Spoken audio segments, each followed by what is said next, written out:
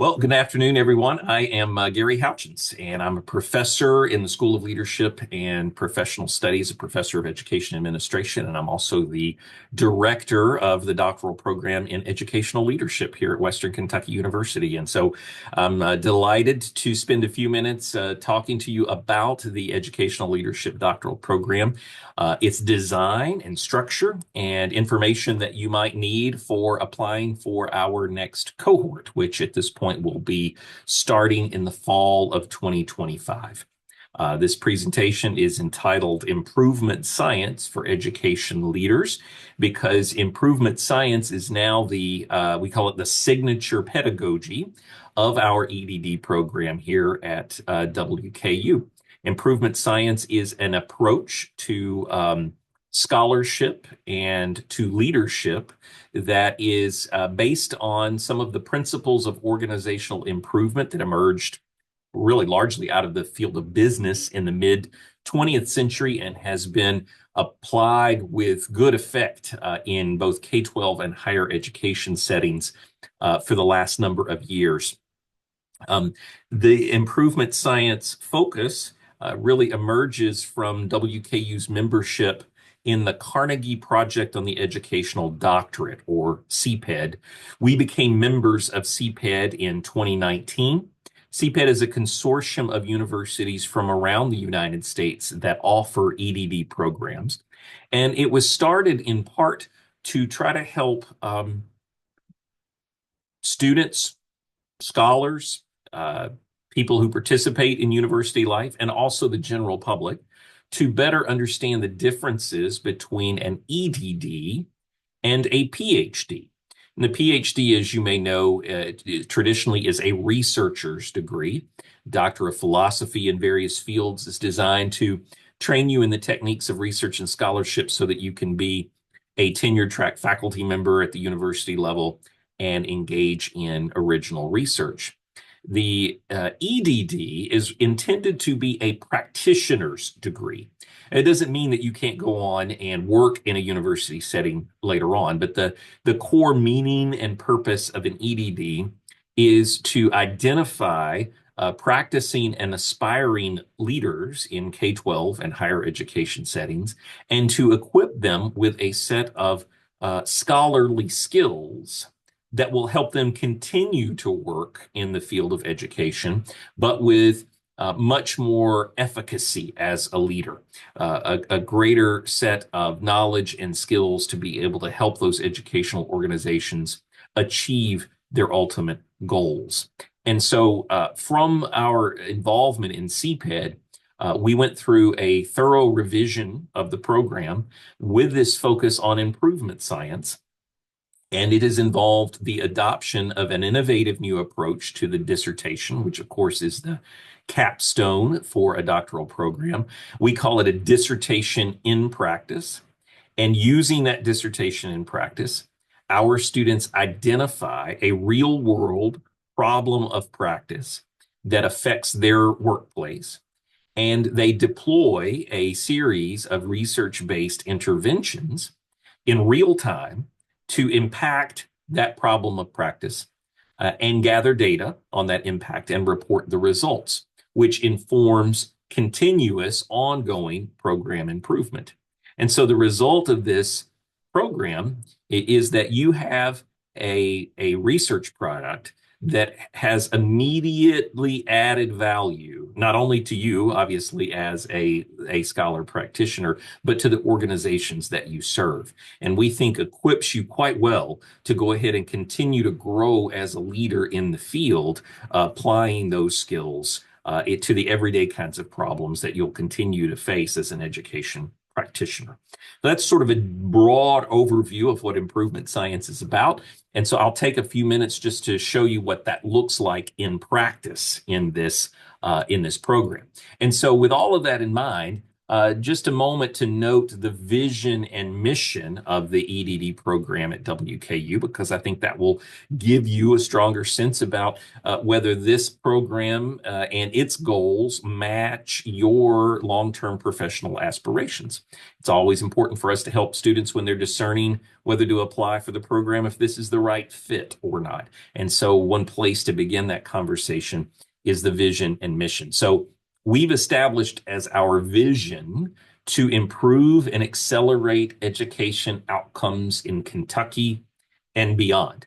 Primarily, we are serving education institutions in the state of Kentucky, but because it's now predominantly an online program, we're seeing an increasing number of folks from other states as well. But our core mission is to try to improve and accelerate education outcomes in K-12, in higher education, in adult learning, in Kentucky, and in this general region. And so our mission, in other words, the way that we will accomplish our vision, is by forming scholar practitioners who compel excellence in educational organizations by developing virtue and skill in the art and science of improvement.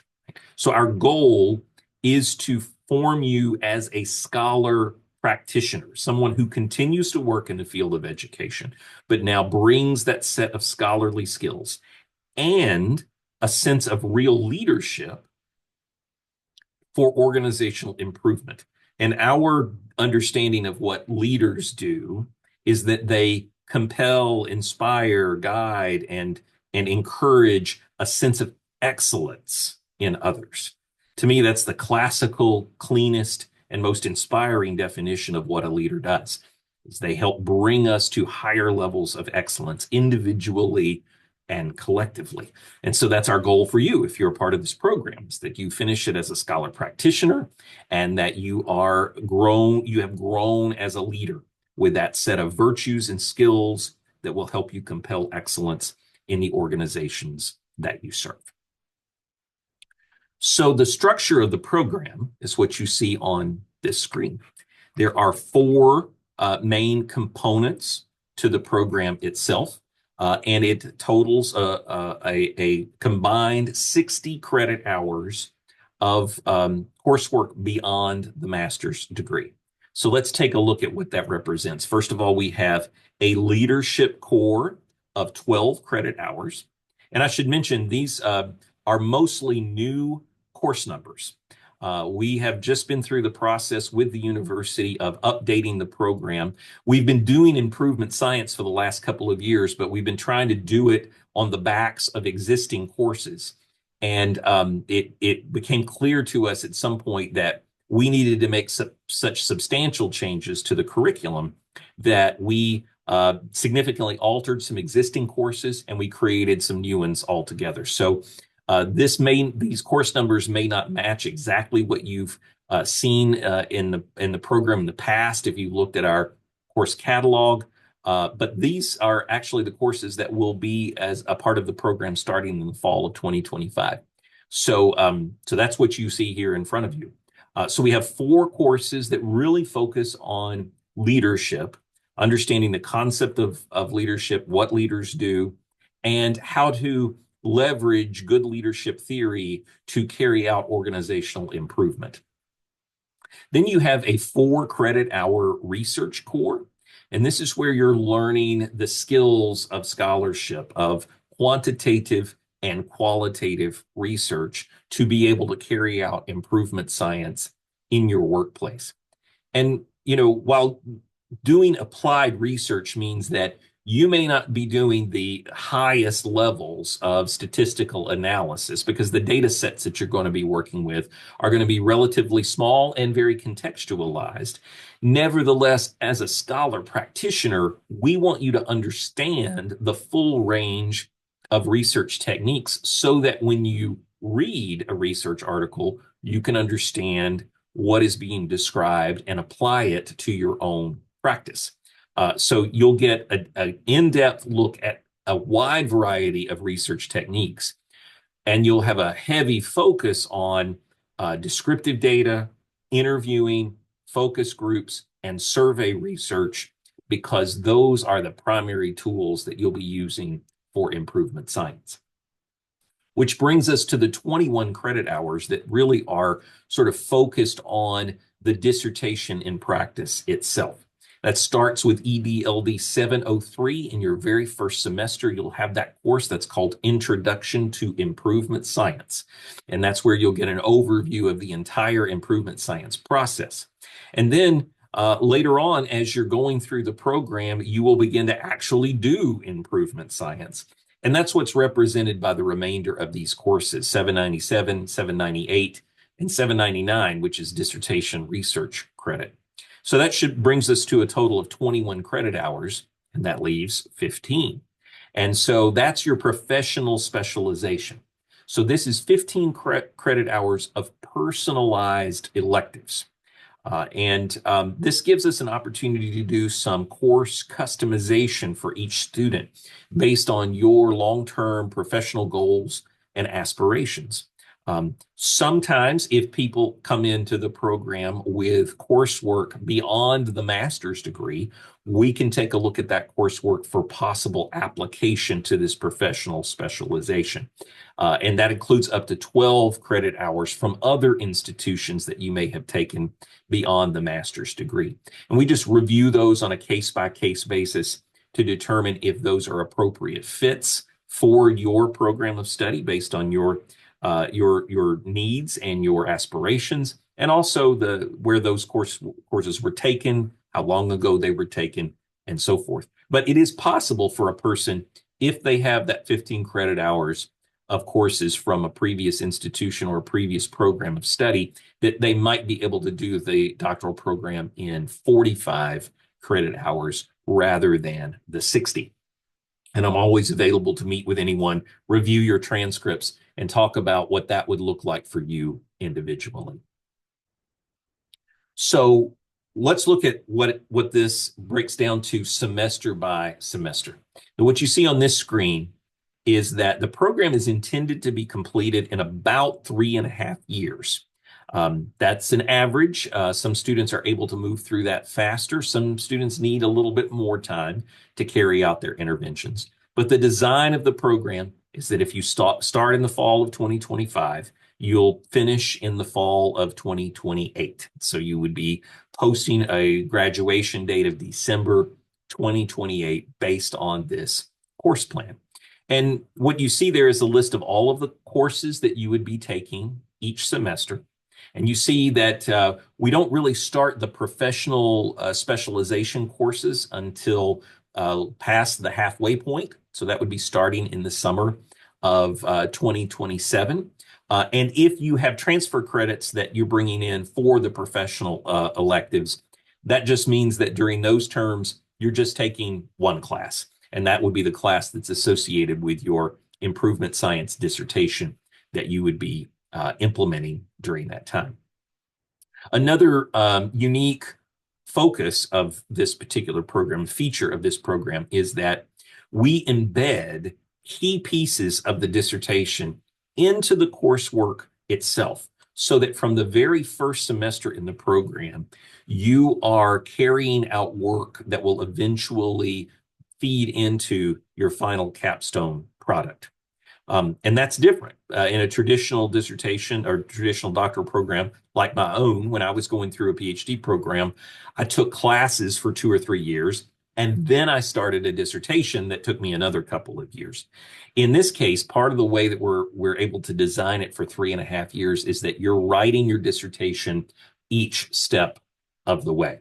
And that will increase the likelihood of you being able to finish, and to finish in a timely manner. And also with the structure and support of a cohort of students that's taking the exact same sequence of classes as you are each semester. So let me just talk a little bit about the dissertation components that you see there on the right-hand side of the screen. This shows you what you're doing each semester, right? And so you see that starting that very first semester, we're starting to talk about a problem of practice, because that problem of practice becomes the focus of your entire dissertation. I always say problems of practice are pretty easy to identify. These are the kinds of things that if you go to a professional conference, especially a conference of people who do a job similar to yourself, these are the things that everybody's talking about. Like, how do you handle this, right? And these are the kinds of issues that in the K-12 world would include things like, how do we improve outcomes for students with disabilities? How do we address the problem of chronic absenteeism, right? These are not technical problems that just require a little bit of expertise. These are adaptive challenges that require organizations to think differently about the way that they do their work if they are going to successfully tackle that problem of practice. In higher education, examples include things like the freshman retention problem, right? So we know that in most institutions, a sizable percentage of students never return for that second year, right? And so that leaves a large number of folks out there with college debt or out-of-pocket expenses and no degree to show for it. And the mission of the university, of course, is if you take on a student their freshman year, you're trying to commit to keeping them all the way to the end. So freshman retention is a real and meaningful problem of practice, just as one of many examples that we could use in improvement science, right?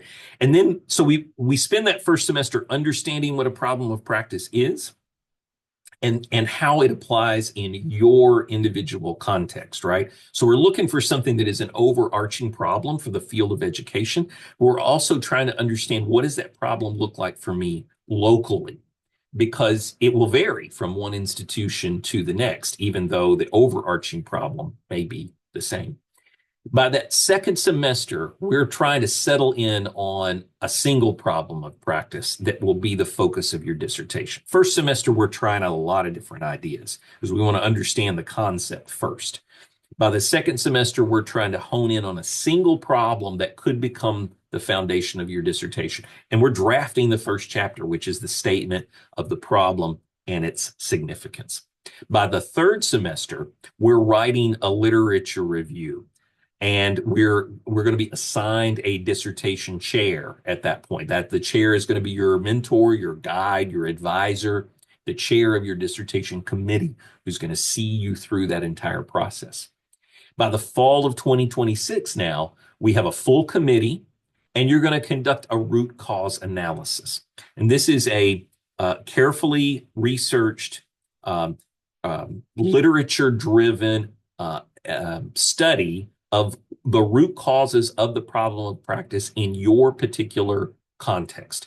So we want to understand how the users of the problem in your workplace understand where this problem comes from, what its sources are, because that's going to point us toward a series of interventions.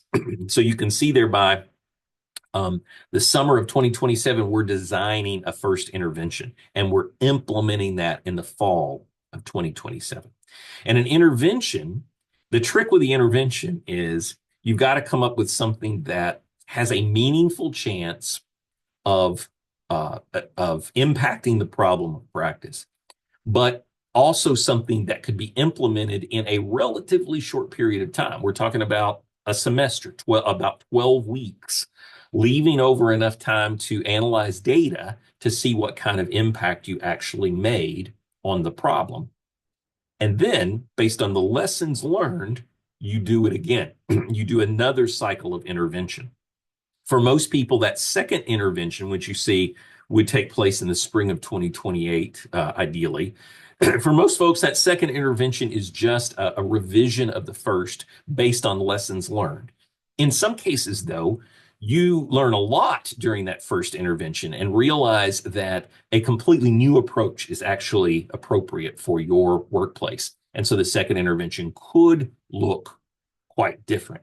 The idea here is that you could keep this cycle up forever, right? You could continue to do these cycles of interventions and improvements, learning each time what works for your context, what doesn't work for your context, and gathering data to demonstrate your organization's progress toward impacting that problem of practice. But eventually, we want you to graduate from this program. So we only require those 2 cycles of intervention. And then chapter 5, which you're working on by the summer of 2028, you're drawing conclusions. You're trying to summarize, what did I learn? How did I grow as a leader? And what are the implications of this for other institutions that are similar to mine, so that by the fall of 2028, you can defend your dissertation and graduate.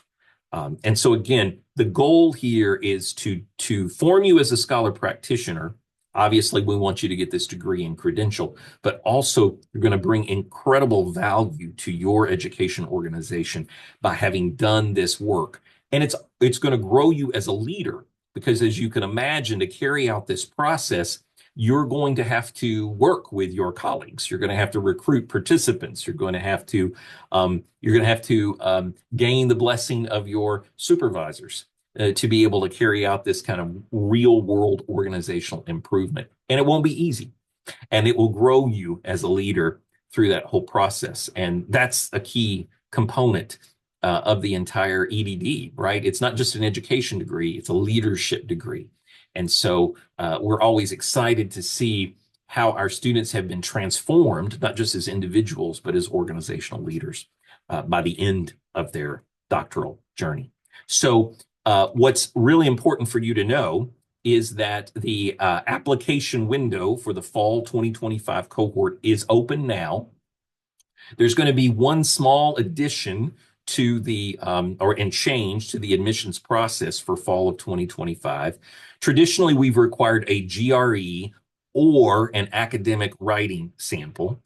We're dispensing with the GRE requirement, and we're going to be implementing a new online, on-demand writing assessment that all applicants to the program will take. We feel like that's going to be a better and more consistent way across all students to sort of assess your writing readiness, because we do find that writing and your ability to communicate well in writing is one of the most important components of a student's success in this doctoral program. So that writing assessment, we'll be sharing more information about that soon. But right now, you can go ahead and begin the application process.